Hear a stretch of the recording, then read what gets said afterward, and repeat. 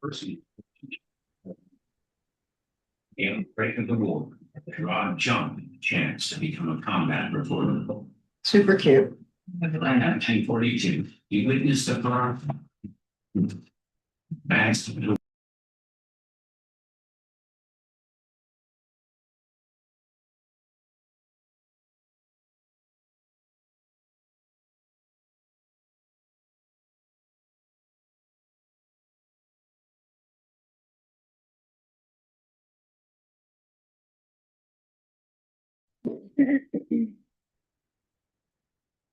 That's for you.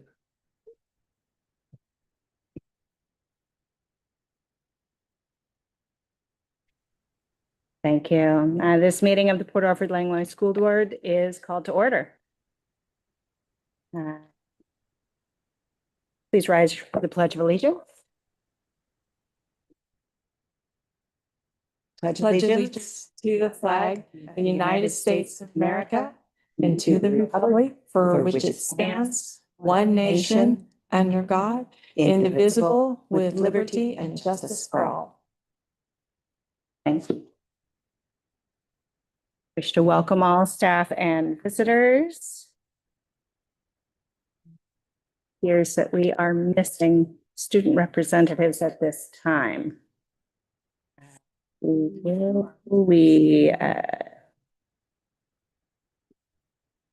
also appears that we have Gordon Clay here this month, which has signed up for public input. However, in the past, we have entertained moving him to a different portion of the agenda to allow more time for his presentation.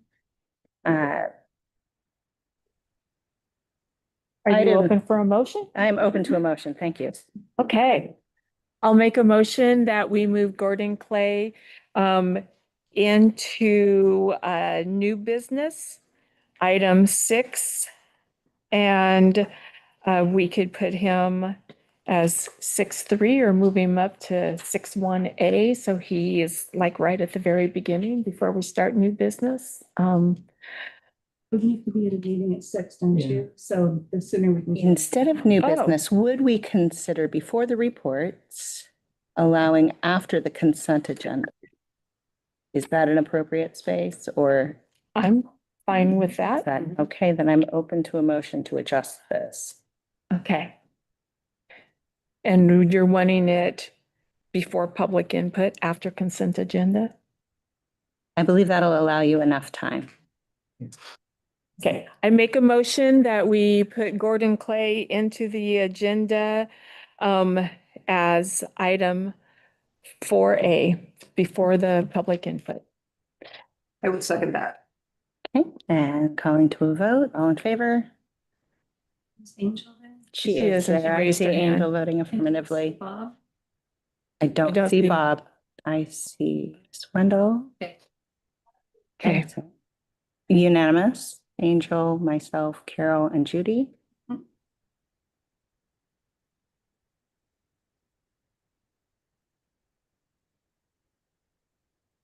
Then moving forward to approving the consent agenda, or are we at, we've made our agenda changes. And bring us one more change. Yes, thank you. Carol and I added an 8.2 under recurring business, the policy manual review. We're going to give you an update as to our process there. Thank you.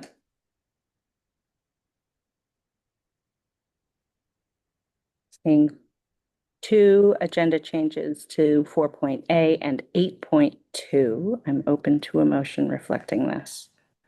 I will move that we make the agenda changes to add 4.A and 8.2 as described. I'll second.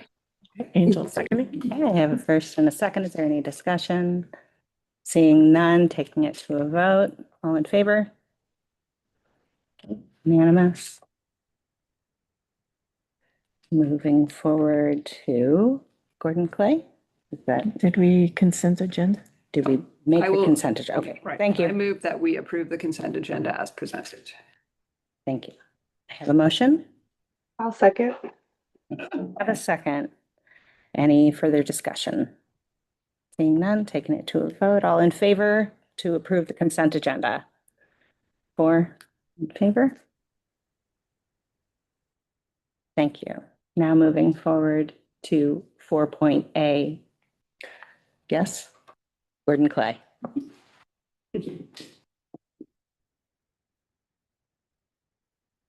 I appreciate the consideration and I'll try to keep it short.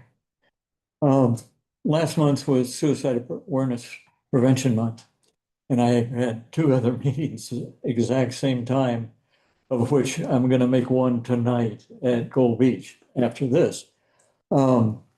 The last year, we ranked 5th in the state, the county, for suicides per 100,000 people. So far this year through August, we are at that number already. And so it still remains a big problem. We are the 27th largest county in the state, and yet we're number 5 in suicides. Something happened on July 17th. I hope you all are aware of the 988 crisis number, which was designed to replace 911 so that we could get suicide prevention stuff out of the police department and having the police go in with guns and tasers and that kind of stuff and not put the person that was in crisis in the records. And the system was set up with 4 or 3 other codes. If you go 988 plus 1, that's veterans. 988 plus 2 is Hispanic, and 988 plus 3 is LGBT. On July 17th of this year, all funding, federal funding for plus 3 has been removed. So we've lost a big piece for that particular community. And what I know we've had at the school for a number of years is the crisis text line cards, which I'm leaving for the school. And then this is about 741, 741, why it is tremendously better than for texting, this is for texting, than texting 988. It is the only service in the nation that uses AI. And the reason that's important on a number of levels, but it was designed in 2013 for texters. And texters are primarily youth. And 76% of the texting that's done nationally, and even I got a chart for Oregon, is youth. 56% of those are LGBT. So they are very aware, they're very informed of how to help that community. Plus, they've been around for years and served over 10 million convos. What AI does is every person that texts in to 741741 is put in a queue. And that queue, they've already know, the AI knows what the person's there for and the intensity or the level. And so it automatically triages. So there's somebody that's coming in at the last minute and is really in trouble, and the AI picks it up, zoom to the next available shot. Another thing that is really important is youth do emojis, and particularly when they're in crisis. And what AI knows is that there are 24 words and emojis that are more of a situation where that convo will become an active rescue than using the word suicide. And if you know the double tear emoji, that's 6 times more likely that by the end of that conversation, they will have to call emergency and take care of that person. The reason I know that is the average convo is 15 to 45 minutes. And when that emoji comes in, it's tracked, and then they know the outcome. And so they've seen that over and over and over again. And so that tells the counselor to immediately go to the questions on suicide risk.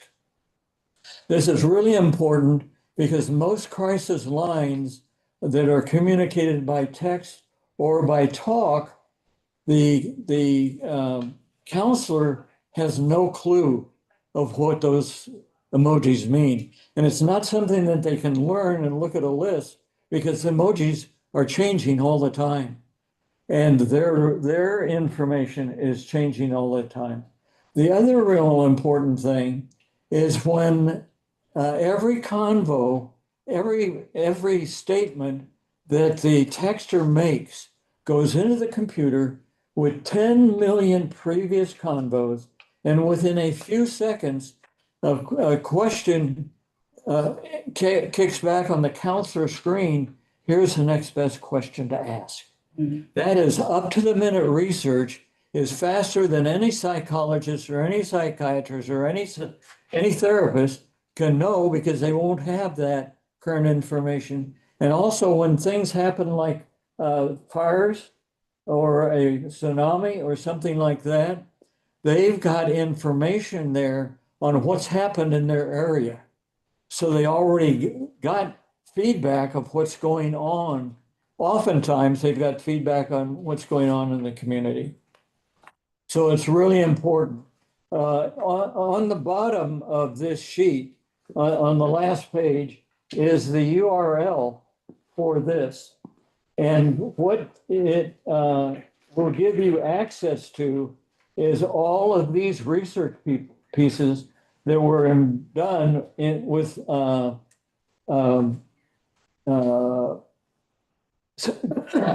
crisis text line.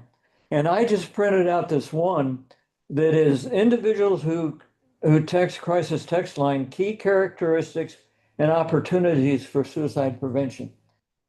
46 pages long. So this isn't some little 3-pager or an abstract like this.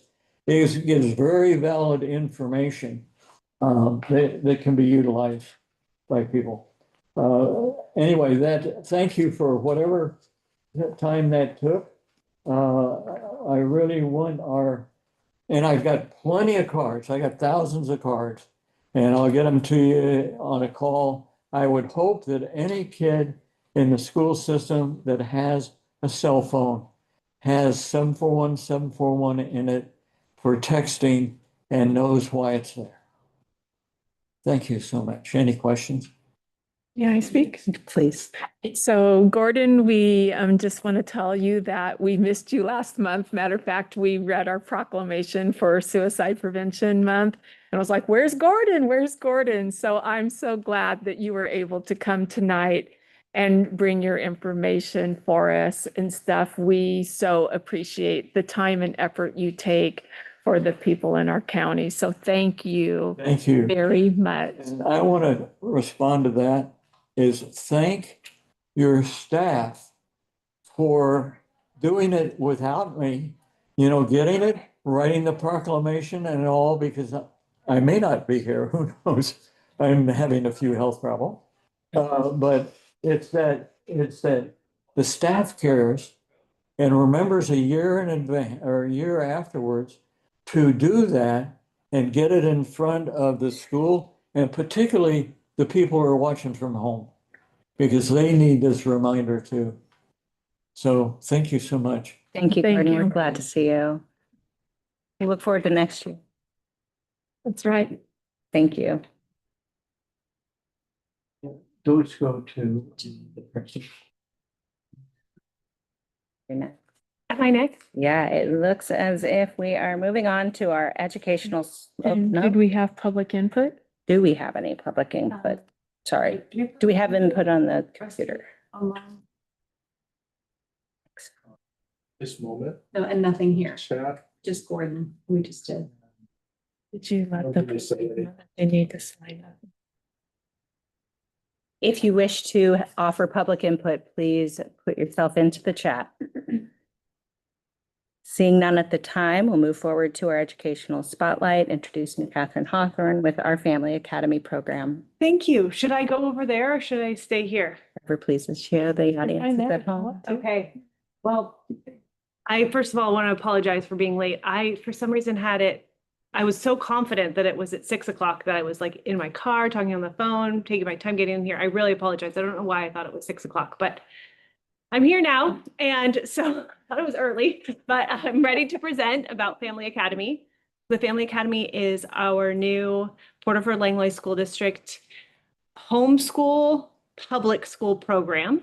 And I know that you school board members have approved it and know something about it. And for people at home who don't know, we're up and running, rolling with 23 students now. We had 2 recently added. They were switching over, one from Pacific and one from Driftwood. And while it isn't ideal to lose students in our brick and mortar setting, we want them here on campus. We do have that ability now for students who really feel that the regular ed setting isn't working for them, have that alternative ed setting here on the South Coast. And we're doing lots of cool things for K through 10 now. We don't have any juniors or seniors, but and the majority are kindergarten students. We have 7 kindergarten students in the program. And I think that it's going really well. I've been meeting with teachers at Driftwood. I did some of that last week, getting a bigger and bigger picture of really what my role is and what the program is going to be. Today I went to Coquille and found that there's a large group of people who are homeschooling there. And I think that we will find more and more people come out of the woodwork who are homeschooling already and don't know that we're offering this service for the community, that is to bring them under the umbrella of the district and then set up a win-win situation where we offer some funding for curriculum and the dollars that follow those students come into our local schools, which is a really positive thing all around. Do you have any questions? I do. Yes. Since you're here. Yes. I happy to love answer any questions. I love questions. One of my questions is, as people are learning more and more about the program, is there, and I'm kind of asking this question for general public, is there like a time frame where it's done for the year and you cannot register any longer? Or is it something that even as people continue to hear about it, they can contact the school and make changes like at the semester end or something like I that? think anyone can enroll in Family Academy at any time. We would love to have more people come into the Family Academy. Again, especially from outside of our schools, because we don't want to take away from our brick and mortar programs. We don't want to have students leaving Driftwood and Pacific. Ideally, they would be people who are already homeschooling, or, we would take students from other places too.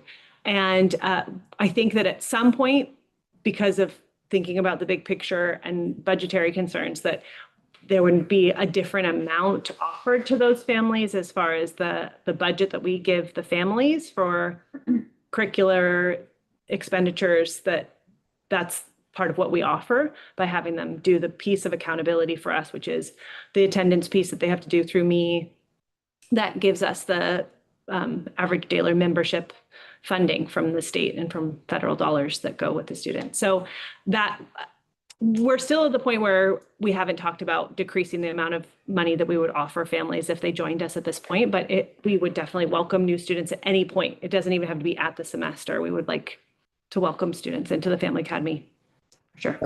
I think another thing to share along those lines is that those students that are switching over from Driftwood or Pacific are going through some pretty good and lengthy conversations with myself and Ms. Hawthorne.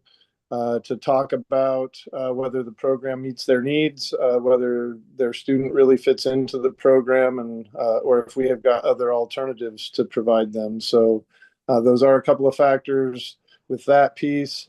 And then going into the academy, definitely we can accept kids at any time throughout the year. If we have students that decide that the academy is not for them, especially those kids that are ours in brick and mortar status, we don't want them going back and forth throughout the year. It's meant to be something that really sticks and works for our kids. So as much as we will accept kids at any time, those semester times and quarter times, potentially quarter times, are when we could transfer students back into the brick and mortar. So I know that's not exactly what you asked, but that's the other side of that question on timelines for entering or exiting the program. Okay, and then I have one other question. Thank you for that clarification. That's Yes, good. thanks, Erin. Is as it becomes more recognized in other communities also, and parents become more aware of this program, do they contact Mr. Miller or would they contact you? And what about families that like have a student who is potentially a kindergartner? When would they start that process of looking towards next year of signing up? Because some families are already starting to think about next year and what their plans are. So do they contact you, Erin, or who would they contact? I think the main contact people are Miss Hawthorne and myself. So if they get in touch with either one of us, we're going to have the information available to answer their questions, share what the program offers, and ask the right questions to determine if the program really is going to work for them, and if we're going to be able to work for them. So We're did still I answer your question? Yeah. We're still really getting it rolling. You as board members approved it just before the school year began, and I was still working at my other previous position until just 2 weeks ago. So we're still getting it rolling. So there's still some figuring things out as we go, but it's great to have input from the community. And so the people who are in the program now are giving us a lot of feedback. So your question was kind of multifold there, and I think that the answer is kind of multifold too. As far as next year goes, we haven't really gotten as far as thinking about next year because it's still like, okay, what are we doing next week? What are we doing tomorrow? And those timelines really are going to follow along with what happens in brick and mortar. When we hit the end of spring break and we come back somewhere between there and the next month, we have our kindergarten registration events and start talking and reaching out to parents in the district. And so that would be the same time we would, get that information out to the homeschool community as well, and start looking at who would be enrolling for kindergarten the following year. All right. Thank you, Erin. I know that I'm hearing from a lot of different people and they're very excited about the program and have a lot of questions and things like that. And we know the program is new. And so I'm glad that now they also know, contact you or to contact Catherine. And so thank you. Thank you. I had a question too. Can you talk a little bit, and again, I know it's new, but the different ways that you might work with parents who enroll their students? Because I know you're the teacher, but the parent is also the teacher. So how are some ways that seems to want to fall out? Well, we're working hard on being really clear with communication. I have set up an email list and I've got a newsletter that I've started making. So the last 2 weeks we've had a newsletter. And I also have been working on getting Remind set up for communicating with families so that we can push out communications to families that way. And then it's not just about the communication piece with families, but families at a wide range of ages need different things. So what we have right now is we have a classroom right across the hall, and I'd welcome you guys to come and check it out if you want to. It's looking good. It's getting set up well. And Ms. Williams welcomed us here into the Pacific build. Sorry. So we're here in Pacific, but obviously a lot of Driftwood kids. And so they're just right here by the hall, and the family bathroom just down the way there means that they can come in and be in person. So I've set up some office hours, and we're still in flux and sort of determining exactly what those office hours will be, but they can come in, visit us here in person, and they can come for tutoring, and right now drop in hours. And then I set up a project last week that was from one of the family's curriculums, and Ms. Williams has been guiding me a little bit. She has some experience with working on a program like this in the past. So she's been a great help for the older kids. We have Acellus, a program that we're setting up for them to do online learning, and I can reach out to them through the Acellus program and then do progress monitoring with them. So different ages, different kids. Tomorrow we're doing a field trip to a cranberry farm to see some cranberries being harvested. And so the idea is that we would do lots of different kinds of field trips and stuff to bring the piece that homeschooling is missing in the way of socialization, getting those homeschooling families together with each other, but then also offering the parents who are homeschooling that piece of support that is a teacher of record who can say, hey, these are the things that you're supposed to hit in kindergarten. So I met with Ms. Fleming last week and said, can you help me out with what that looks like? What do you show families? What do you expect for them as far as literacy goes, as far as math learning? And, at kindergarten level, it's identifying numbers by sight. So that's the kind of thing that I'm working on, bringing to parents. Here's the kind of thing we'll assess you on, and I do have to give them an assessment piece. That's part of our reporting. So we were offering them testing if they want it, but not making it required because it's not a requirement. But I think that having that communication piece with families too, so that they know, well, it's worth seeing how my student is performing in relation to his or her peers, because we want to keep them on track. We want them to be successful. And that's really what it's about. It's like success for the students, success for the families, success for their families, the future. So that's Excellent. I don't know if that was the answer. No, that's perfect. There's a lot I could say. Okay. Yeah, I imagine it could go on forever. There's a lot. Yeah. Thank you. Angel, do you have any questions? Or did we miss her? Okay, good, you're there. Thank you. Okay, Just happy to have Kate on board. that's great. I just wanted to make sure you were acknowledged. Thank you for coming. I've seen a lot of effort in the last several weeks that you've been full-time, as well as effort before then. Thank you. Yes. Do we have any other, do you have anything that you wish to offer for supplement? Or- Do you want me to do mine now, or? Oh, well, I was just thinking for the Family Academy. No, I'm just glad that she's in the building and present, and she has so much enthusiasm, and the way she's guiding the kids. I'm very excited to have them. They feel very nurtured. And so I think it's been a really good move. Yeah, thank you. We're glad to have you. Really, I've heard wonderful things. So Wow. We'll look forward to hearing more soon. Moving on to reports. Erin, we'll begin with you. All right. So you have my written report. I do want to thank you again for allowing me the opportunity to speak with you remotely tonight. My apologies for not being in person, but thank you. I don't believe that I have anything more to share unless you have questions. I do want to acknowledge, our family engagement nights continue to be very strongly attended. We had 363 people. I'm sure there were a couple that may have snuck in, but we had the gate open and trying to keep track of everybody. We had 306 people attend Pumpkin Patch Night. I believe pumpkins held out most of the night and we ran out. The food held out pretty good. Everybody had a good time.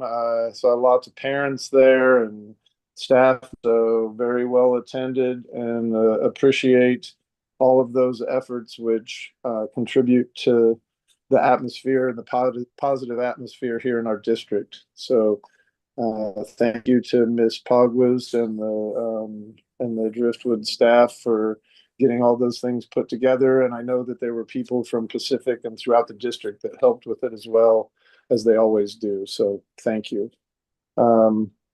Let's see. Oh, COPS grant update. I do have update on that. Last week, they did come in and install the last piece for the in button out on the outside of the exterior doors at both buildings. So now we have the capability to talk with people, see them on video, and then allow them or not allow them to come in. So that work has been completed. I think there may be a couple of little programming things to work out, but that grant has paid. We've utilized all the funds. We've paid for the entryways, the security additions to the entryways at both buildings, and I think we're almost finished. On the Orchard grant, we have that $50,000 grant from Department of Forestry.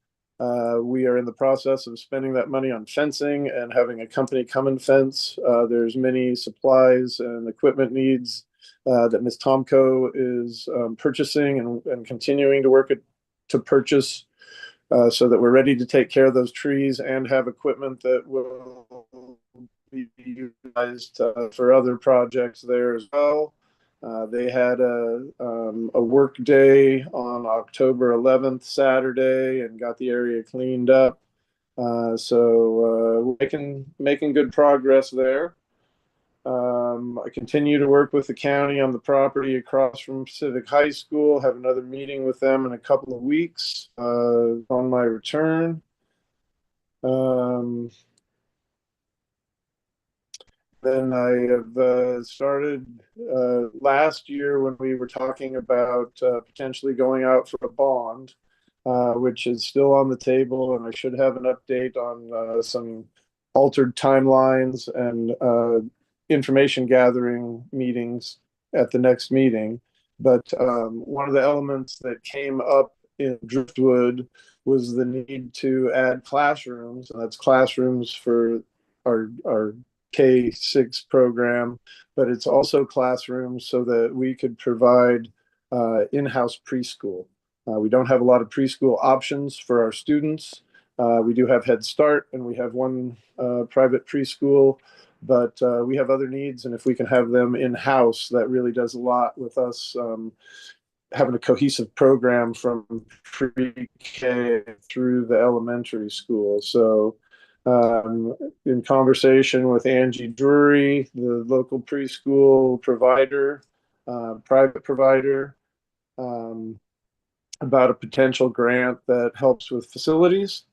So we're in discussion with her and others about not just facilities, but what it would take to put a preschool program in place, see if there's some dollars and grants available, and then continue to move forward and provide those services if we determine that's what's most needed in our district. I believe that is all I have to share. Although a reminder, we do have OSBA convention coming up November 6th through 8th. I think most of board members and myself are attending. It's a great opportunity for you to learn about what your teachers and principals and superintendents are learning in our professional development and our work with our colleagues around the state. And it also, as we do that and attend those workshops, it's a great time and opportunity for us to talk and discuss how those things work into our plans and our future. So I'm looking forward to that weekend and just reminding you that we are there on that Friday, Saturday, and I believe Sunday morning, right? So yeah, that's what I have, unless you, oh, and October 27th, a week from tonight, we have our data workshop for the board. Principals will have data on our integrated guidance testing and assessments. and an opportunity for you to ask questions and for us to delve a little deeper into the numbers than just sharing, third grade reading proficiency, attendance, our graduation rates, ninth grade on track, all those things. There's a lot more data that goes in to those numbers than what we are required to share with the state. So we want to give you that information. It's an opportunity to ask questions, and then it's also an opportunity for you to understand how we utilize that information in terms of the analysis that goes in with staffing and staff meetings, and then from that analysis, how we put interventions in place to best serve kids who are on track, not on track, or somewhere in between. All right. So there. Any Thank you. questions? I don't have any. Glad to see that you made it off the field on your own volition. That's the goal. It happened today. Anything further for Mr. Miller? No. Yeah. All right. Then we will move on to our principal's report. Deanna Williams. Good evening. Following up September, we had put a bunch of new rules, so to speak, into play, and so we were wearing through some of those. I had a principal's coffee, met with about 4 parents that had come through, had our 10th grade ASB group that made some homemade pastries for us. We talked about the student concerns with backpacks, cell phones being put away, and lunches that needed to be eaten in the cafeteria. Parents seemed they were more at peace with the reasonings for safety with the backpacks needing to be in the locker, and then there was a new law with the cell phones. Other than that, I then followed up with ASB, and we had a meeting, and we discussed the same issues. We came to a good agreement about it, and they also asked about having lunches back into their classrooms if they had a staff meeting, so they had more time. So even if it was 3 to 7 minutes, they really wanted that time for fellowship and unity. And so we said, okay, we went over some rules, making sure things were clean so we didn't increase rodent population or anything unsanitary. And so they are back to they have about 1 meeting a week where they'll go in and have lunch together and have a meeting and just get more time. So they were very happy about that. And then I also asked them to come up with some more ideas with regard to holidays, making meaning, making connection, having more fun. I hadn't seen any posters yet about dressing up, door decorations, anything like that. And so within the week, they had a full calendar for October for that. And so we're really excited with this next week, starting to bring those in. We also celebrated our staff birthdays for October, and we had some homemade cupcakes from Devin, who is pretty renowned in the area with homemade frostings and things like that, which was really good. And we all appreciated that. We also had our first fire drill, which I had rerouted everything and put it down to the track where we could have a safety route with parents picking up on one side and then safety vehicles being able to come through to the parking lot on the other. And that went really well, although it was a horrific rain. Had to be a horrific rain for the first one, but everybody did well with that. Other than that, we just have been talking about more venues just for fun and togetherness. And so we brought a TV into our cart, a TV into our cafe, which we're having some movies and music, and kids can play chess and just have an atmosphere. It's very welcoming. And here we brought this ping pong table in. We have guitars, so we've been doing this both in the morning and at lunchtime. And then the gym is both open in the morning and at lunchtime. So just they have more choices to be together. They've been starting more clubs. They've also asked to do a few more, and that seems to be on the rise, which is great. So we have a chess, we have philosophy, and then this week they're wanting to bring in political voice. And so they're bringing that to me. I asked them to tell me how many numbers, what does it look like, who's involved, and then following that procedure in the handbook. So we've been going over that together as well. We had over 300 people at the community soccer day, which was the same day as the greenhouse field day. We had 8-9 hours over in the greenhouse with putting the fences up. The Hale family did a lot and brought their own tools and was working throughout the day. That was a great success. And then other than that, we're putting together field trips as well for attendance. We're doing a drawing every Friday, and then we're doing monthly field trips for those that have 1 or less per month or perfect attendance. The weekly drawings, it's anybody and everybody who has 100% attendance. So even if you've had 2 or 3 within the month, if you were good that week and you're gold, then you are still on the drawing to get something. And then we're having ASB put together field trip things at the end of the year for like 2 mega kind of winter things. So looking at that. And other than that, it just feels like it's getting a good pulse, and people are just feeling, just more satisfied and happy at school. So, Thank you. yes. Anybody have any questions? No? Yeah. Right. Moving on then to our Driftwood Principals Report, Lisa Wendell. Good evening, everybody. I have posted my report. Stephanie makes us send it in 7 days in advance, so I have some changes. Our enrollment, unfortunately, has gone down to 108. We lost 3 students due to a 10-day drop. I hope to have them back. It doesn't really have anything to do with us. It's a legal issue with the families, so we're hoping to see them re-enroll. I'm excited that we have been able to hire a PE teacher, and she is with us tonight. Phoebe Skinner started. This is week 2 for you, I believe. Yeah. And the kids are getting used to having a structured routine, and we are so excited to have her on board. She has so many amazing things planned. So I can't wait to see how the year rolls out. Also, although it's not my personal announcement, we did hire a school counselor, and I was part of that interview committee. And so I'd like to welcome Pam Dixon. She is coming on board as our school counselor. Unfortunately, we won't get her until December. She's had to give her 60-day notice with the other school district that she's currently employed with, unless they find a replacement. And of course, it would be very hard to replace Pam. But thank you for accepting the position. I know Driftwood is really excited to have you join us. The kindergarten schedule is back to full day every day. We rolled out the first few weeks half days. And while we're very busy, they seem to be doing super well. Mr. Miller has covered Fall Festival, so I won't bore you with that. He's also covered the entry door situation, so I won't bore you with that. For our PD days, we had our literacy coach, Kathy Hegelson, come in. She spent 2 days at Driftwood. The first day, she did classroom observations to see how the staff was rolling out and extending the interventions that we currently provide in Title I. And then the following day, she offered coaching opportunities for each of the teachers. And then she also trained our new teacher, Mr. Fisher.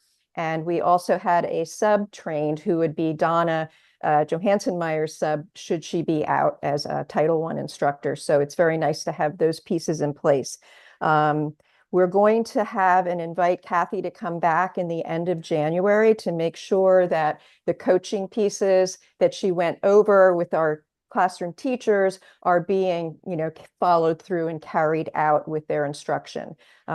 We need more than 30 minutes of intervention to make really the big improvements. And so we need the classroom teachers to be on board with the similar materials and types of strategies that we're using in those Title I interventions. My MTSS committee is underway. We've identified several students for monitoring. We actually had enough data to have somebody go into evaluation for special education services. So that's in process. We meet every month. We review the data on the students that are on our watch list and entertain any new students. So that's an ongoing process, and that is all academics, and it's also behavior and attendance. So all of those things combined in the discussions. Let me see. Hearing screening was completed on October 3rd. We have attendance letters that I've identified quite a few students that have gone past the days that they would represent just over 10% absenteeism. So those will be handed out at the school conferences this week. We have a assembly with Redfish Music on Thursday. They're going to come in, introduce some instruments, and play for the students for about 45 minutes. We're really excited to have them. On Friday, we're going to have a PBIS assembly. It's a wonderful collaboration. My teachers formed a committee and planned the whole thing out. It's going to run about 30 minutes to 45 minutes. We'll have some games, some recognition for students that have had good attendance. We're recognized as Student of the Month recipients. So I'm looking forward to seeing how that's going to roll out. Our new fourth grade teacher, I don't know whether everybody's aware, was a professional clown at one time. So he's our MC, so it should be a tremendous amount of fun for our students. The Eagle Pride Week is starting next week. And we have a bunch of just, dress up days and crazy sock days and things like that. And that obviously will wrap up into our Halloween parade on Friday, which starts at 9:30, and we've got the route mapped out, and hopefully the police will come and help us with crossing. Dental screening is scheduled for November 3rd, so we're getting all of those done. Title I Family Night is scheduled. We're going to focus on early literacy, and I'm going to loop back that Donna Johannesmeyer and myself attended an early school success program with, I gave you a flyer with the Children's Institute, and we've partnered with them and will be partnered with them for the next few years. Our hope is to sort of bridge some of those literacy gaps that we're seeing between pre-K and then entering kindergartners. The pre-K and kindergarten, we currently share a curriculum, but we want to take a deeper dive and get our families involved early on with our Title I literacy nights, and then by partnering with the Children's Institute, and hopefully if we get a preschool, we can really take a deeper dive on how we can help families improve literacy at home and through the public library, perhaps with their programs, to have students really ready to learn when they arrive, and we being able to implement interventions and supports that seem to be calibrated from pre-K all the way to third grade. So that's kind of what's going on at Driftwood right now. Any questions? So I'm curious, how many kindergartners do we have in the brick and mortar school? Brick and mortar, I believe, is 14 right now. Okay, thank you. Thank you, Lisa. I'm wondering if we have any other professionals participating in this coaching, or if it's available to all grades. For the Teachers. early childhood, it's pre-K to third grade. Mhm. And so that is the coaching that would be offered at this point with this program. That's not to say that I couldn't go back to the Ford Foundation and see if there are grants available to offer additional support in that area. But Title I is generally the bulk of our intervention, our reading intervention and math intervention at this point. Thank you.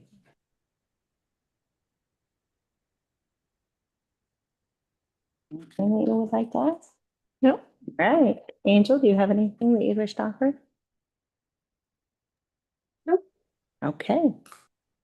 Yeah.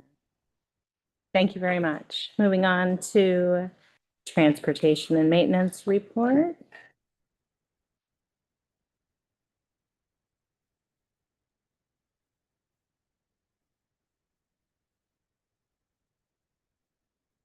Anybody have anything for Chad? Pretty straight. Moving on then to our technology report. So with the COTS grants that Aaron mentioned earlier, getting the camera set up, we are good to go. We're recording and people coming through here and that. It's just little bugs getting to make sure that the secretary see who's coming in and out, but we're recording everything that's coming through, so we are covered with that. Another thing too is I've been in contact with Bill Gursky from Beacon Broadband to set up a Connected Seniors. I don't know if that was brought up before, but that's something that I believe the kids here would really thrive in the community with. What it is a program that connects seniors with kids in the community. They teach them how to use technology, learning the basics of computer, how to run it, how to access things that their wanting to use to communicate. It gives those seniors in our community an opportunity to connect with whoever they want to, as well as our seniors, juniors, any kid who is technologically savvy to be able to kind of give that one-on-one connection with them. So we're in the very beginning part of it. We're talking with them. I went down a few weeks ago to Gold Beach to see how it went, and it's wonderful. It's one-to-one. So the seniors coming in are connected with the student, and they get to, for about an hour and a half, they can talk with them, and they have everything kind of laid out in a really step-by-step, easy to kind of understand, follow-through program. Really smooth, really well thought out, well documented, hard to get lost type of thing. And so one of the things that we're looking forward to, or we're trying to plan around as I'm talking with Keith and Bill, is setting up a place where we can have that space for this program to kind of go on. They want a minimum of 10 students because they want at least 10 people in the community to come by and do that. So they want to make sure that we have enough in that sense. And then looking for a place to kind of host where we're having it, kind of a little bit bigger than what we have here. I know I was talking to Corinne about the libraries were a wonderful place to kind of have those meeting spots available. I have to get in contact with the libraries and kind of work on planning it out. So it's not kind of a right now thing, but hopefully in a year we can get this worked out. And then setting up a time when it would work for the school as well as the seniors in the community who would want to participate. Another thing that we're working on is kind of updating the technology. As of October 14th, Windows 10 has stopped being supported with security updates.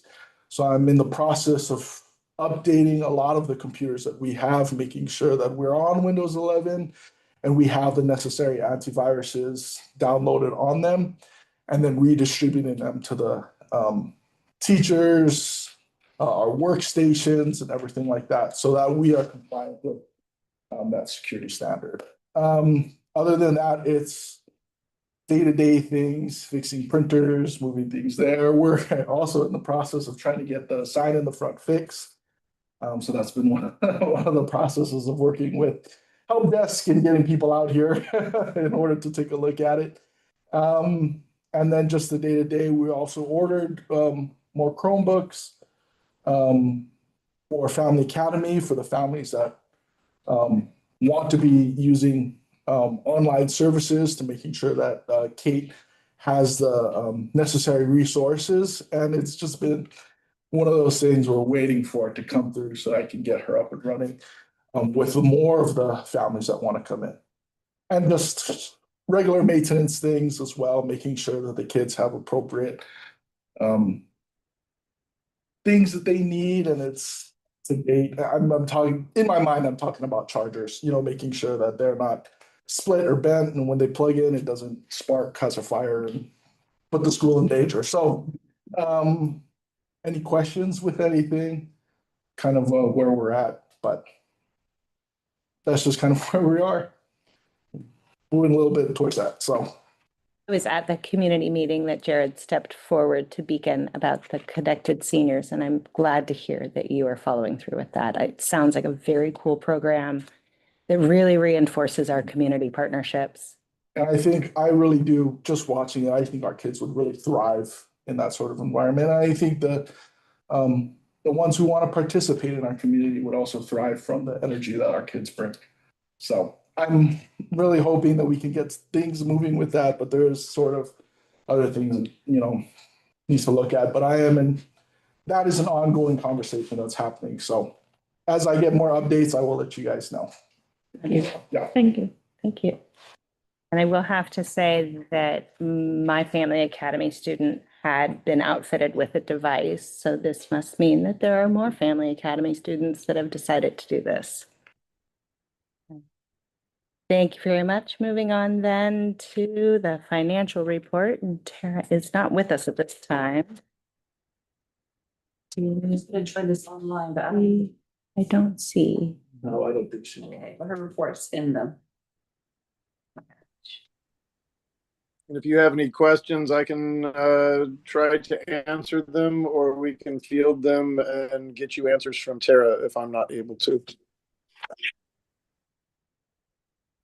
My only question would just be Kara's read on that general fund ending balance. I think she's updated it. I'm just curious if there's anything that she knows of that's not included in those figures at this time. So if she can get back to me if you have an answer. We can get you that answer, but that was a question that I asked before I left. And those are accurate numbers from where we're at with spending up to this point. And she again is working with outside people that she has available to ask questions and help double check things if there's any concern. But we are still looking pretty solid with those numbers. That's excellent. Thank you. And I really appreciate these reports. They're nice. Yes, I think they give us a lot more information than what the board was getting, a couple of years ago, and even what we were doing last year from Tara and her information. And it's really helpful with the questions that you all ask so that we can dovetail that information and provide you what you need. So thank you. Do you know, Mr. Miller, if we'll receive an update on our single audit report soon, or if that's Oh, good question. The single audit report has been completed. Everything is fine, but there's no report that comes out of it for you all other than from Tara, like there is with our annual audit. We don't have a company that will come and share anything, but everything passed muster. And if you would like, I can take specific questions on that, or make sure that Tara addresses any further information at the next meeting. just curious for a follow-up? Thank you. Okay, I will make sure that she has something on that in her report, but all is looking good and nothing that we have to have you approve. Thank you. And it appears we've reached the end of the reports. We'll be moving on then to new business, 6.1, Division 22 standards. And this, like Mr. Miller.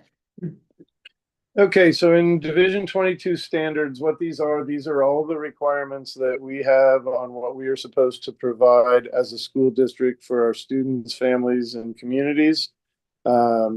In terms of diploma requirements, what diplomas and options we have for graduation or alternatives to that. They talk about the number of PE minutes, curriculum. We have to meet certain requirements with health pieces, with what we do with our students who have disabilities and how we meet their needs. So Division 22 standards are really an overview of all the things that school districts are required to provide as the educational entity within a community.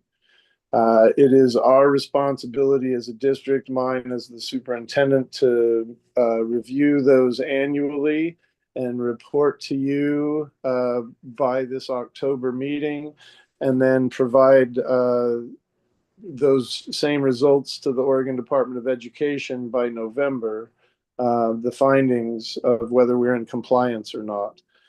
In the document that I provided you, it shares that we are in compliance with each of those items. And I believe that to be true with one exception. And I want your take on the reporting of this. I believe that I'm going to have to alter this and say we're out of compliance, and put into the corrective action plan and timeline our plans for rectifying it. And the one area where I believe we are not fully complete is the instructional materials adoption. And our family academy is the culprit here. We are good with what we are doing in class, in brick and mortar, but our families that are a part of Family Academy pick and choose what curriculum is going to work best for them as they are teaching at home. We have a hand in helping them select that in some cases. And in some cases, we don't. We have families that come to us that have been using curriculum already. They have the choice of which curriculum they use. We have some certain restrictions on what we can purchase to help support them. And those materials that are purchased are the issue of why I believe we are not fully in compliance with 581-022-2355 instructional materials adoption. At November's meeting, I plan to have the corrective action taken care of. I will put in front of you all the different curriculums that our families are using, share as much information as I can ahead of time before the board meeting so you can peruse that. But I will be asking for you in November to approve all those different curriculums. We would have had that in front of you now, so we didn't have to worry about this with Division 22 standards. But we have had some families move in, and we are still working with some families to really nail down their curricular needs. So I will be able to more accurately provide that request in November.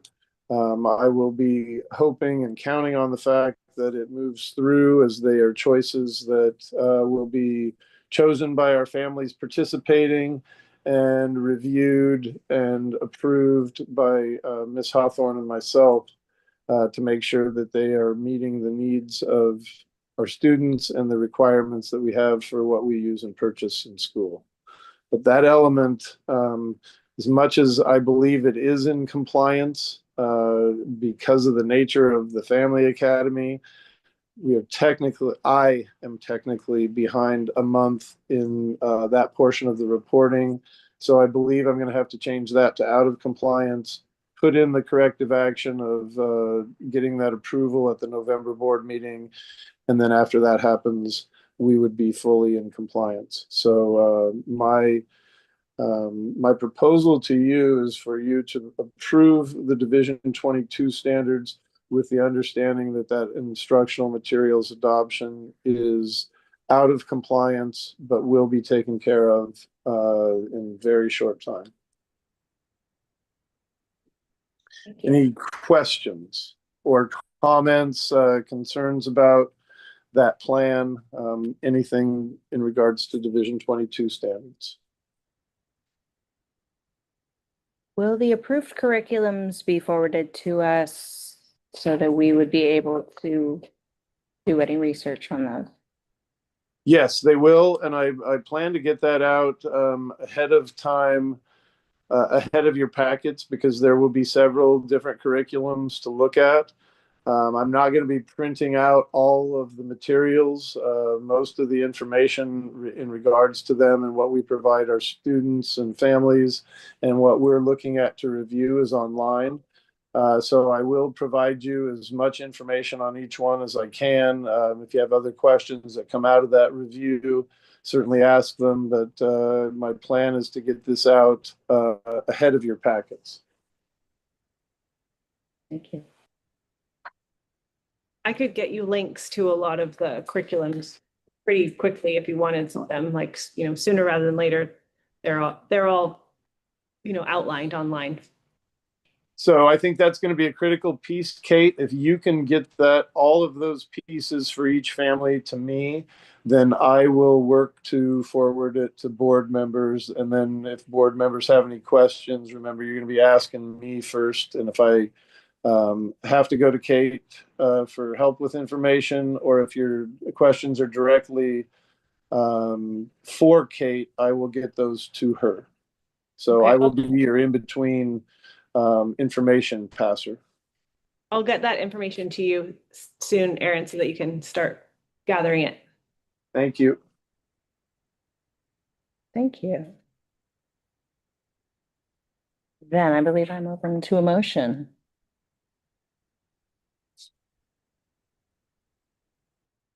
I make a motion to accept the Division 22 standards with note of the upcoming change of status on, let me find that page.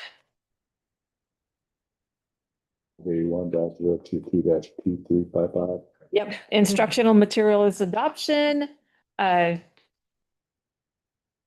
With corrected, with the corrected information from Mr. Miller. okay, I have a motion to approve the Division 22 standards with the exception of 581-022-2355 with the corrective action plan. And do I have a second? I will second. Okay. Is there any other discussion? Seeing no further discussion, call to a vote. All in favor? Unanimous? Thank you. Moving on to Yes. I do have a question about that. So if we just pass the motion with the upcoming correction, then do we need to readdress that correction at our next board meeting? Yes, I will be turning into ODE this exact report, and we will have one area that says we're out of compliance, and it'll have that corrective action. So in November, once I get that information to you, you've had a chance to review it.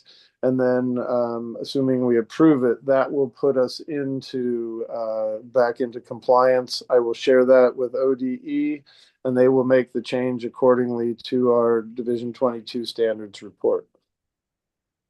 Okay, Thank you. thanks. Gotta remember to put it on our agenda then. Yes. Then moving on to 6.2, the OSBA election in October now, 2025. Ballots are now available. Your board will be voting on the OSBA Board of Directors and or Legislative Policy Committee representatives. Preview your official ballot for your board's consideration. Your board's votes may be submitted using your official ballot between October 15th and December 15th. Please be sure to ask your board to vote. Ask your board chair to place the OSBA election on your next meeting agenda. We do have one. I make a motion that we schedule our vote for the November meeting, and that gives us opportunity to kind of find out a little bit more about the people who are running for election and make a more informed vote of where our board would like to go. I have a motion to postpone to the November meeting for vote. I will second that. Oh, good. All right, I have a second. Any further discussion? I will just say that I did click around on the OSBA website, and you can get to a description of these two folks that shows their application, and they're definitely different. So. Yeah, I saw that Thank too. you. Okay. Then I have a motion and a second. Call to a vote. All in favor? Looks unanimous. Now, seeing no further old business, our reoccurring business is our school board timeline update and review, including our workshop in a week. Yes, so as I shared earlier, we do have our board workshop coming up on next Monday. We will have data regarding our integrated guidance reporting, which includes 3rd grade reading proficiency, 8th grade math proficiency, 9th grade on track to graduate, 4-year graduation rate, 5-year completer rate, and then attendance across the board. And as I shared, we will be in a workshop, so we'll have a little bit more than just those numbers to share with you. And we will also be ready to share what we do with those numbers and how that impacts our students and their performance as we provide interventions for them. And that's 5 o'clock next Friday in the library. And as all of our board meetings and workshops, when we get together, it will be noticed publicly and recorded just as a regular school board meeting is. Same rules and requirements. May I speak, ma'am? Please. I just want to jump in, Erin, and I'm hearing the members of the board say it, but I want to make it clear for people who are listening from the public. It's not Friday, it's Monday. Monday, the 27th. Oh, did I say Friday? Yes. Yeah. My apologies. Yes, indeed. A week from tonight. Same place, same time, 27th. Sorry. It's all good. We know that you had a long day on the field. Who's on first? What's on second? Because this is a time when our professionals have served an entire day for our students and we find ourselves in the evening. I'm curious if the board would like to offer any rations. If we feel like we need some sustenance or if we'd like to pass this time around. It's 2 hours and during that dinner time moment, it's up to you guys.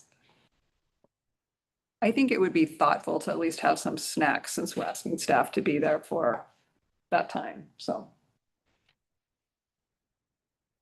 We can follow up. I just wanted to make sure that this was something that people were interested in. Do you have any thoughts, Bob?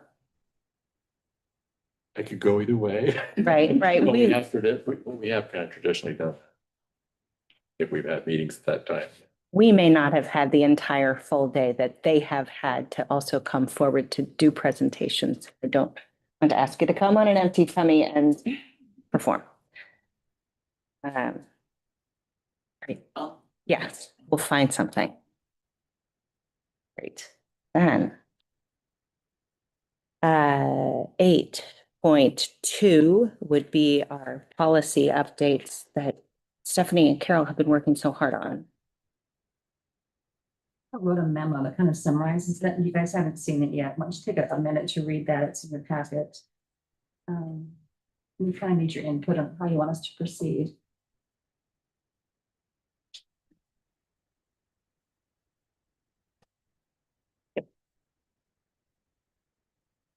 Sure.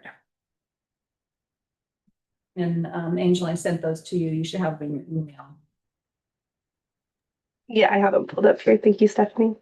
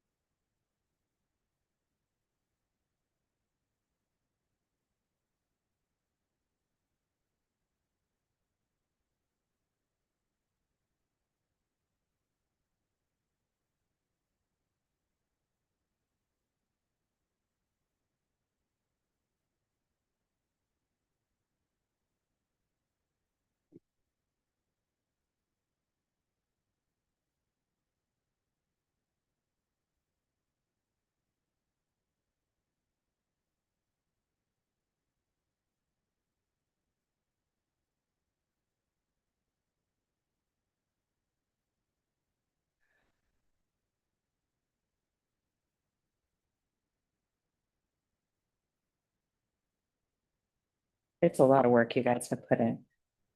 Well, it looked like a lot more work to keep going forward. Right. That's why we decided to stop and say, wait a minute. We felt defeated, yeah. Probably So, like- sorry to interrupt, but if you could please share the highlights of what is in that memo for those of us that Sure. don't see that, that'll give us an idea of what's being done and what's planned for how to move forward with updating our policy. Thank you. Sure, I can try to summarize. So just for background, OSBA has recommended that board members should review policies that are over 10 years old and consider them for either update or deletion if you haven't done something with them in 10 years. So that made a lot of sense. And we looked and found that over 2/3 of our policies were last updated over 10 years ago. So Stephanie and I thought, well, we can figure out how to go through these and just get an update from OSBA. But it turns out that the policy update subscription that we have from OSBA does not give us unlimited access to policies. We can't just say, hey, give us the updates if these exist. They will give us 25 a year, but that has to last for the whole year. And I know there are times things come up that you need to have that available. So we don't want to just suck up those 25. And then Stephanie reminded me that the school district has had a policy update service with OSBA for quite some time, at least as long as Stephanie has been here. And we've always done the required updates. So we don't have reason to believe that we have policies that are wildly, missing requirements. But that doesn't mean that they're all up to date and have the current verbiage, et cetera. So OSBA does do a comprehensive policy review. They offer that as a service, but it's wildly expensive. It's like $4,000 to $8,000 depending on how much service you get from them. And so that's not something that we have budgeted for this year. So in summary, my suggestion was the board should consider the value of that policy update. Is that something that we feel is worthwhile and we want to look at putting in the budget in a future year? And then meanwhile, to me, that just emphasized how I, as a board member, really need to take it on myself to, when I have a question, look at the policy manual, understand the policy. Does it make sense to me? Are there questions that I have? And any one of us, we don't need to wait for OSBA to trigger policies for a first reading. Any one of us can bring a policy to the board and say, hey, I'd like to discuss this. Can we put it on the agenda? So I would encourage us all to do that. And in fact, just now talking about curriculum adoption is probably a great time for us to all look at the curriculum adoption policies and see if they make sense with what we're doing. So that's really where we got to. So we do have, you guys, in the board packet has the list of all the policies we have with the last updated date. So you can see at a glance which ones are the oldest. And it looks like the district did maybe a major policy overhaul or online setup in 2004. And a lot of policies have not changed since then.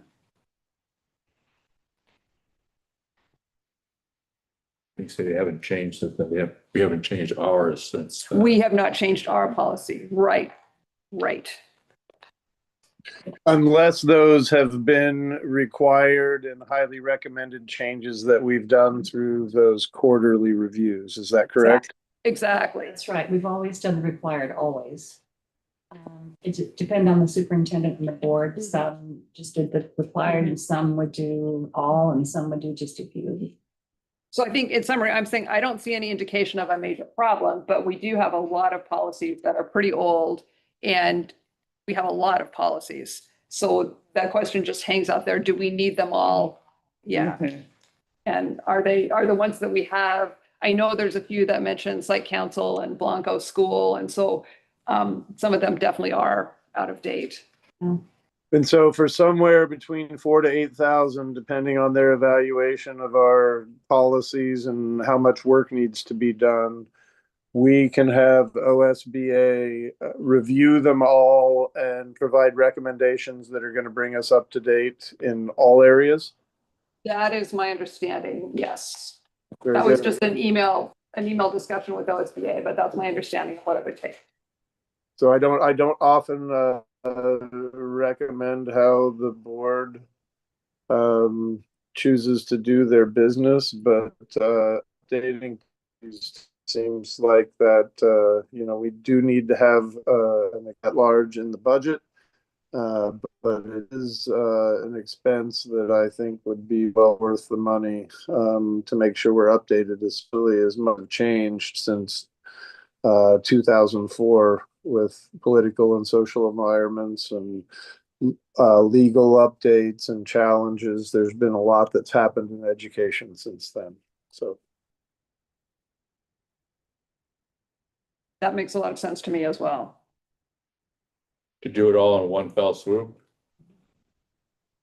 With OSBA doing a majority of that work. Yeah, and Carol and I sat together and it's complex. I mean, I don't mean to push work off, but our heads were spinning. Yeah. And all the changes that have gone on over the years. And you want to make sure that the correct verbiage is in, the laws change constantly, they've changed in the past year. Yeah. So again, not to push work off, but they're the experts, OSBA.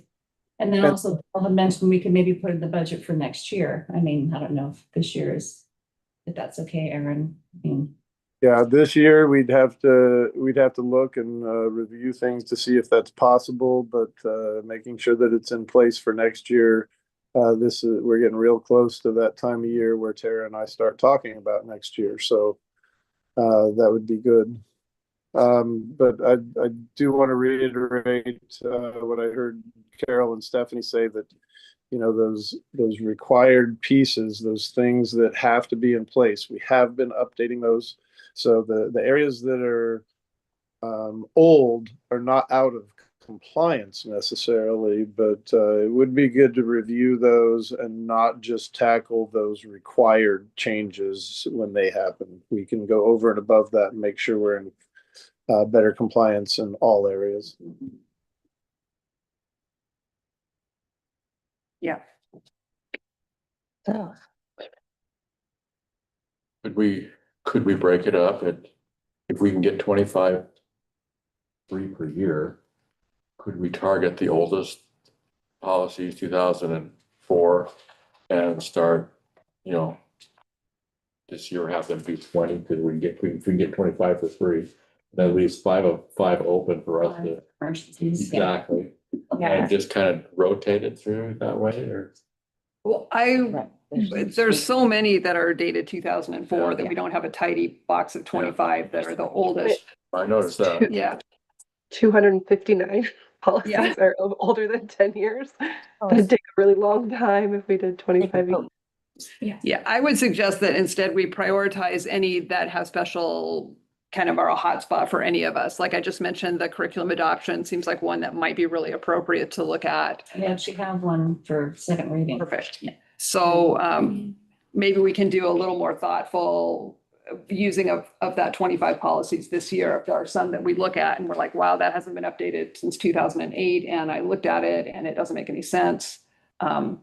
So I would encourage you all to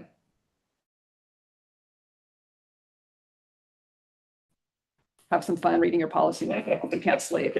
so my question is more along, is this a calendar year or is this a school year where we've just begun our year? We still have 25 we could do, or could we do that in the Pretty sure next? it's a school year oh, subscription. Right? It'd be nice if we could just work that through December. Yeah. Well, do we need a motion? Are we? Yeah, it's an agenda item. So we need a motion to Either carry forward with the 25 or to choose the higher subscription rate. I guess I'm curious. What would the board like to do? I like Erin's suggestion that it does make sense, but I feel like at this point, it definitely should be in the budget for next year. I'm not comfortable trying to push the budget to do that expense. But I would also like to make sure that we utilize those 25 we have. So if Stephanie and Erin can give us an estimate of how many of those 25 they'd like to reserve for school, things that come up, maybe we have 15 that we as a board could choose to update this year. And then that could be a later agenda item to select those. We each bring our 3 favorites or Bring our something. suggestions for what Yeah. those 15 should be. Yeah. I think that's a very conservative and still moving forward. Do you want that in a motion, Corinne? Sounds like I an moved agenda that thing item I and we just need said. that. Yeah. So I have a motion to move forward with board members bringing back policies to the next meeting or to the workshop. Next meeting? Next meeting. Yeah. let's just put it on the agenda for next meeting. I have a motion for board members to return with priority policies to the November board meeting. 15. Things end up number of. Oh, 15 policies. Oh, I'm just curious. and you're also wanting Stephanie and I to look at those and have our own set of priority policies to update? Absolutely. Yeah. Okay. Angel was saying something. Yes. Well, I'm just curious if this should almost be something that should be a workshop if we're going to each have 15 policies and we're all going to be going back and forth about which ones to approve. This might be something that's a little more time cumbersome, wouldn't it? I mean, I'm just going to, to throw a wrench into your process. These policies, as we've shared, we're up to date and in compliance, especially with the ones that have been required changes in the past several years. How about we wait one more month and let Tara and I discuss the money issue? And then if we have $4,000 to $8,000 available that we can find for the board budget, eventually change that for this year and not have to spend that time prioritizing. We just have them go ahead and start. If we can't find that money and it's not possible to easily make that work in the budget, then we can come back in November and share that, no, there's not money. We do need to go forward with the prioritizing. But if we can find the money, that would save that step. And we just go ahead and start taking care of all of them. Thoughts? I like that idea. So it appears our motion has died for lack of second. I'm open to a new motion. I make a motion that we allow Aaron and Tara time to go through the budget and see what money we have available before we make a decision on how to move forward about addressing these policies. I have a motion to have our administrators return with further numbers before the board creates a decision. Do I have a second? I will second. Okay, is there any further discussion? Find the numbers, meaning money in the budget. Right. Correct, with their, And this what would- their and this numbers would be are. for next year's budget. No, it'd be for this year's I budget. hear Aaron saying for this year. He wants to check and see if he has Yes. the funds available. Yes, for this year. If we have the funds available this year and we can find that and make it work, then my suggestion would be to vote on that at the next meeting and say yes and spend the money. Or if we find out that things are just too tight and it's more prudent to wait for a year and have that expenditure in the following school year, then at the November meeting, we would discuss the plan for suggesting 15 to 25 policies to review within our current package. Make sense? Yeah. Yep. So I have a motion and a second to postpone our vote until the November meeting when we hear back from our administrators. At which point, if the money is not available, we will choose 15 policies to have updated this year based on our current subscription. That's one possible motion that we would vote on. And that motion, that further motion would be in November, not at this time. This is not an amendment to the current That's motion. true. Thank you. Seeing no further discussion, let's take this to a vote. All those with approve? Okay, it's unanimous. Phew. All right, let's move on to the first reading of policies. Here we are. Second reading of policies. We have DBEA Budget Committee, GCBD, and GDBD Sick Leave, IF District Curriculum, IIA Instructional Materials, JFCEB, personal electronic devices, JFCEBAR, JHCA, immunization, etc., JOA, directory information, JOIGBABAR, educational reports et al.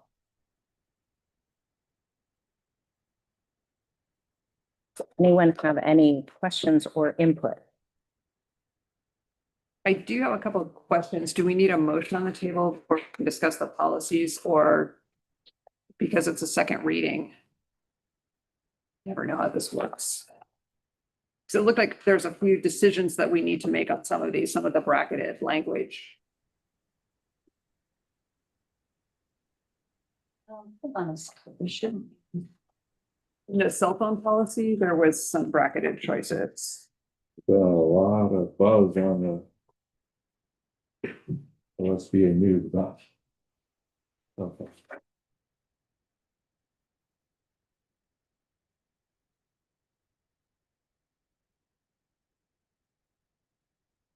Let's read it.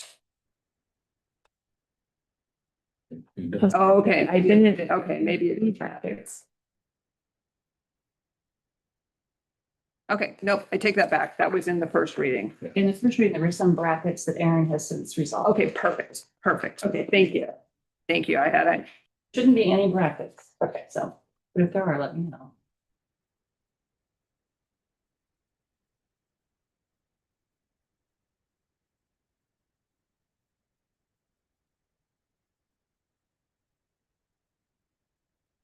I will make a motion that we approve this set of policies in the agenda as presented. I'll second it. A motion and a second. Does anyone have any discussion on any of the second readings? I do have one more, and not really a question, just something that was a surprise to me when I read these on the budget committee policy. I want to make sure I'm reading this correctly.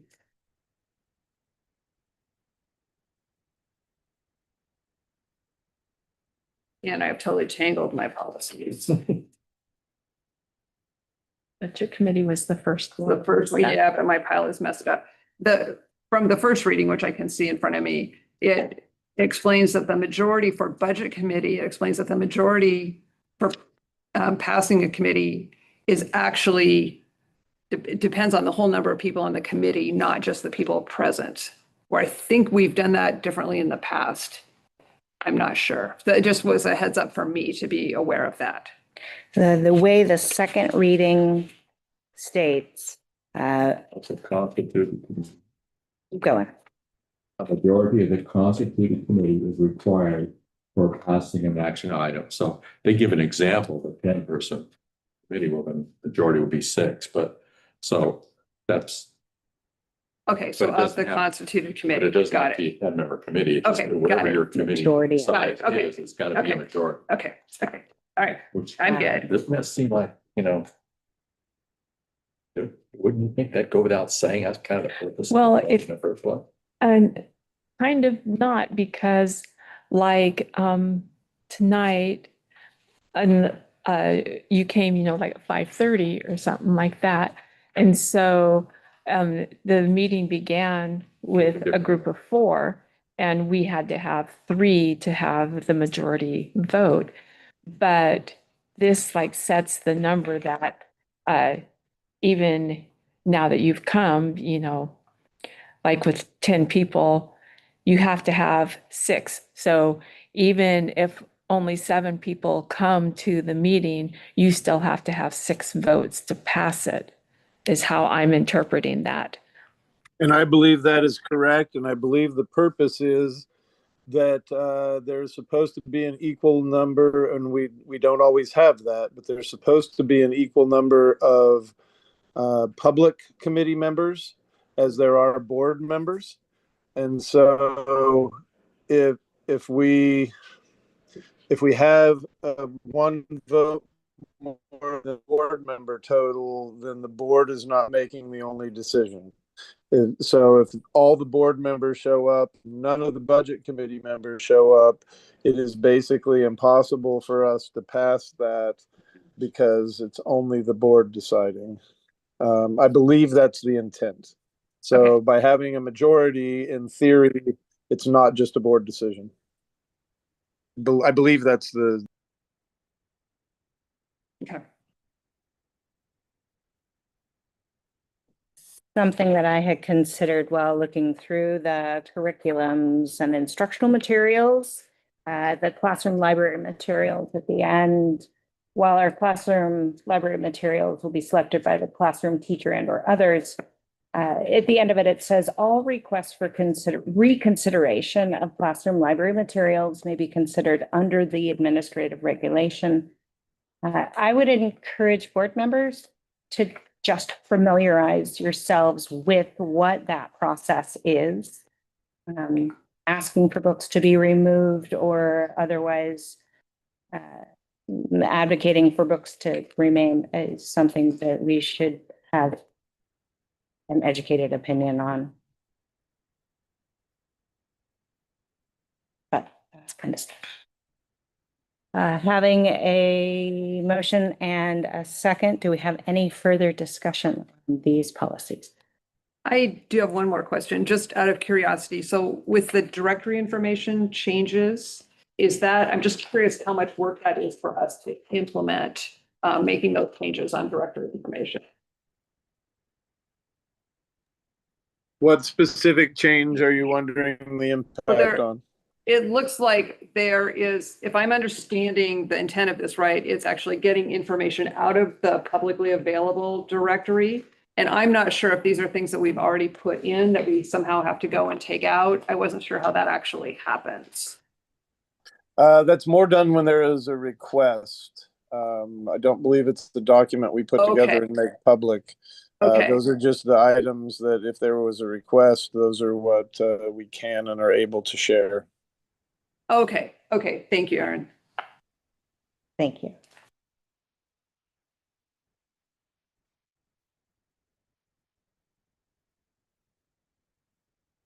I'm good. Angel, do you have any further questions? Okay. Bob, have any more thoughts? No. Just looking at this directory information thing again. Well, maybe I do.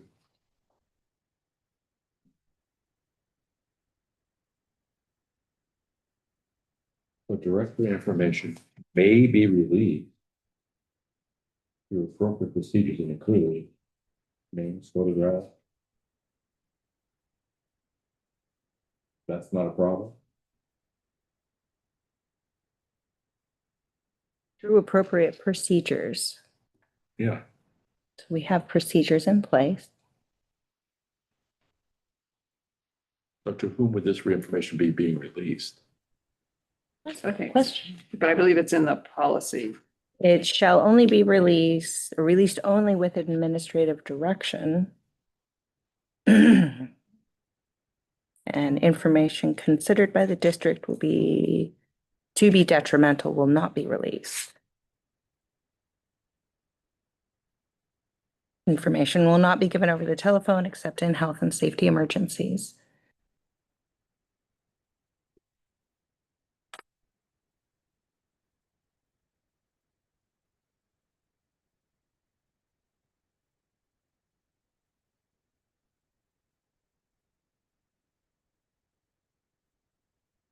Well, names and photographs seem like they would be something would be. To whom would you be releasing this information?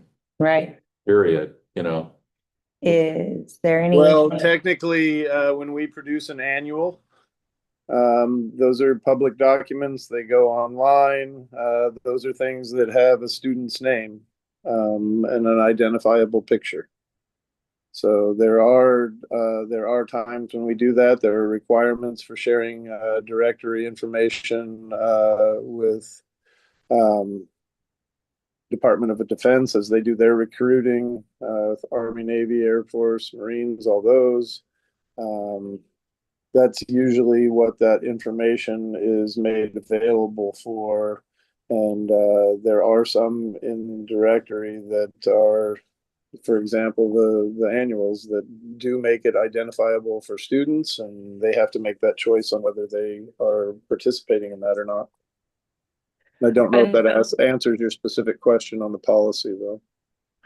Another time when I think about this is in late May, when often articles go into the newspaper of our graduating seniors, and it has their picture, it has their name, often tells college they plan on attending, what field of study they plan on entering. The thing with students, parents go through registration, they opt out, and we have a no publish list, and that everything is checked to there. Every Facebook post, any picture that goes out, anything and everything, we double check that. So if they have said no, they don't want it, it is not. If it isn't a liability.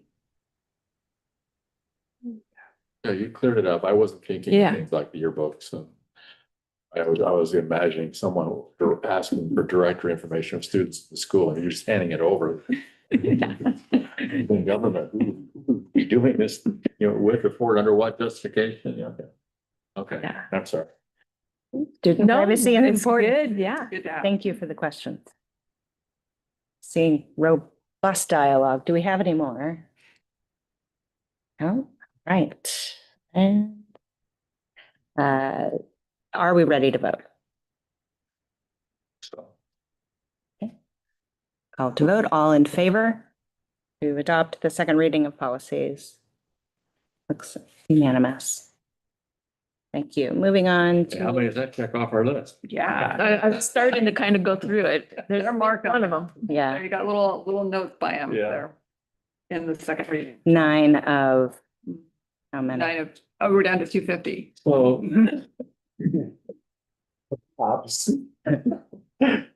Going forward, we should have a standard thing on our agenda every meeting where we're gonna have 2 or 3 or 4 policies that we review each meeting, so we don't find ourselves with a 15-year gap between present and last.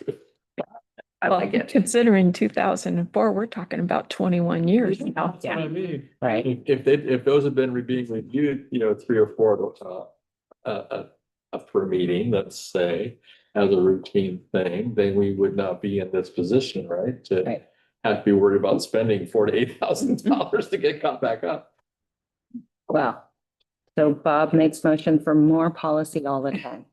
No. A little bit here and a little bit there seems better It than does, having to go and pay a big one. It would allow for, I think, more productive dialogue and a better resolution. And it in wouldn't be this. like, trying to drink from the fire hose, you're looking Right. 200 some odd things.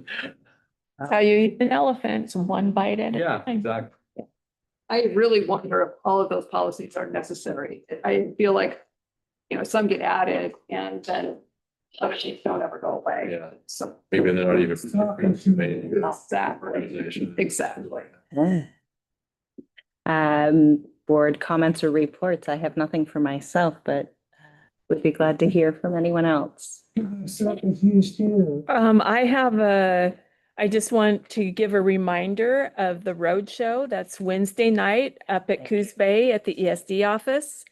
And from 5:30 to 6:30, they will be doing the training for public meeting law that all school board members are required to have once during each term of office. So if you haven't done it and you're a returning board member, which would be Bob and Angel, then you need to take it. And if you were newly elected in the last election, you also need to have that training, of which we were able to all 3 take at the summer conference. But it is a requirement for board members to have a public meeting law training once during each term of office. And so it's actually coming to you if you're able to go to Coos Bay Wednesday night from 5:30 to 6:30.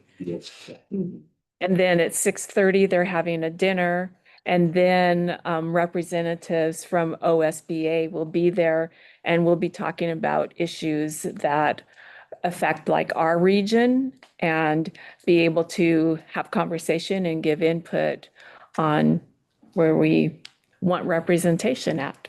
Thank you. Great. I'm looking forward to going.